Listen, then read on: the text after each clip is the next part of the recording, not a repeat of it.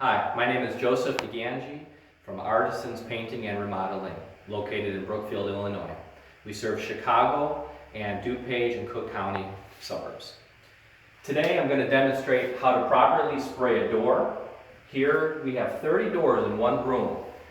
On the top we cut long 5-gallon paint sticks in half and screw into the top so we can spray the front side, the two sides, and the back. And if need be, you can spray the top, the bottom, but this is the way we were able to fit 30 doors in here. And then over here, these doors have these metal L brackets that you can purchase from Sherwin-Williams that we screw into the top.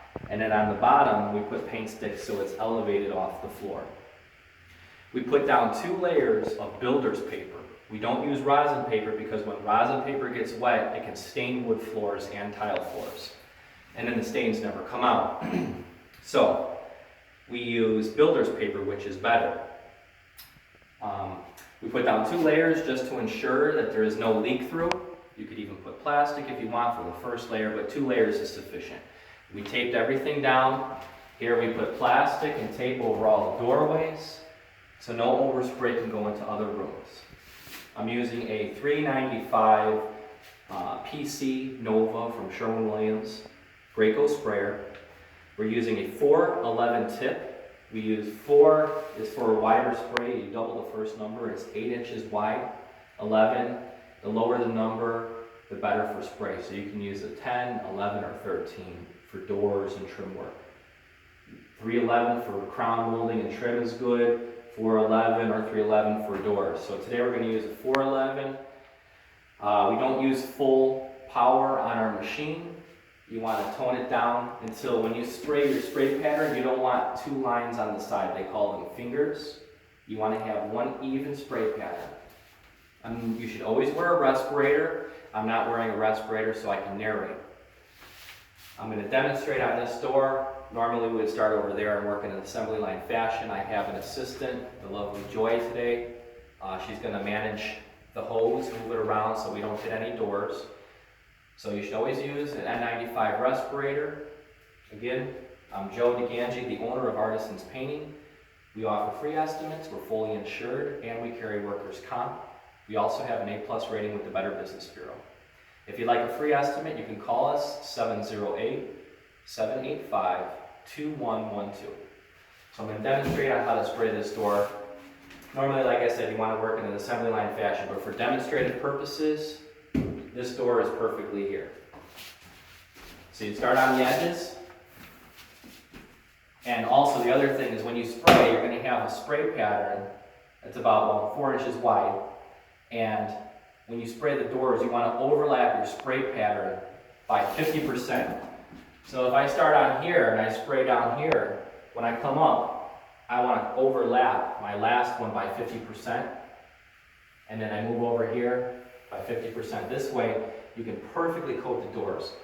These are pre-primed doors, but we're going to spray 2 coats of a semi-gloss enamel finish. So we have a perfect finish. Now I'll demonstrate.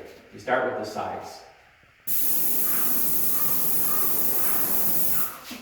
The other thing to keep in mind when you spray is you want to keep moving, start off, and end off. That's why we have the rosin paper, and these are slightly tilted forward so the bottoms aren't going to stick. People spray doors differently. The way I spray them, you also want to keep your sprayer directly straight at the surface. You don't want to curve it because you're going to get less spray in areas. There's different ways of feathering, which I'll demonstrate in different videos. With this, we start off, we pull the trigger, and we release the trigger off. That way we get a perfect finish. And sometimes I will angle it slightly to make sure I get in these areas on the first coat, and the second coat will be a straight spray. So now I'm going to go 50%, and I'll just demonstrate. Maybe if you want to stand there, so you can get a better view.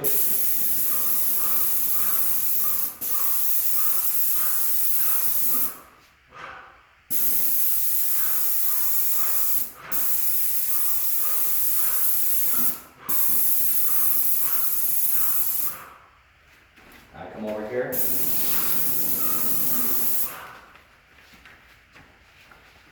The The other thing I forgot to mention too is you want to keep about 10 inches to a foot away. You really want to get a feel for the spray. If you want to come over here, you can see the light. You stand over there. You can see the door.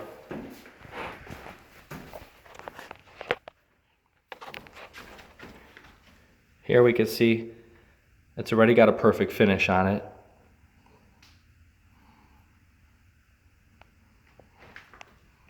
But we will spray one more once this is dry. Now I'll demonstrate on spraying these doors here.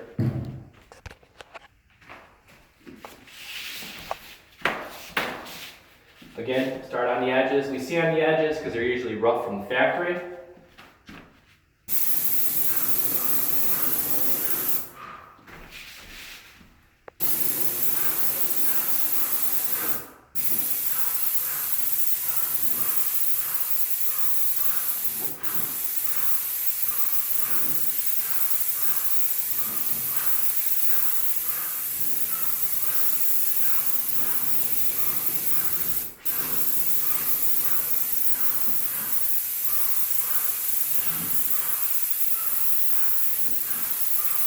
At the top of the door, I angle my sprayer slightly down so I don't hit the ceiling.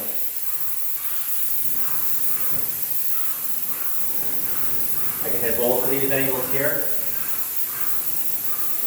And that's how you do it. I see, if you come over here, you can see there's a little trailing on the edge here. So what I'm going to do is dial my sprayer up slightly.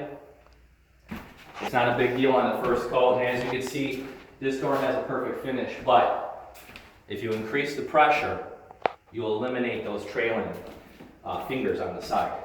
It's very minimal, but to have a perfect finish, you want to dial up the pressure. So here you can also see these doors are perfect too.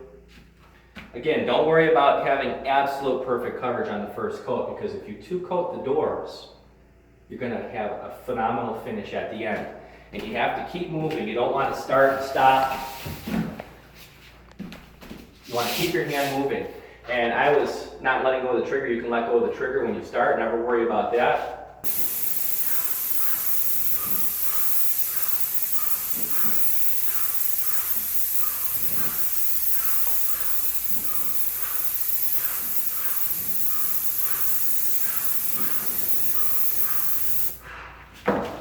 There you go.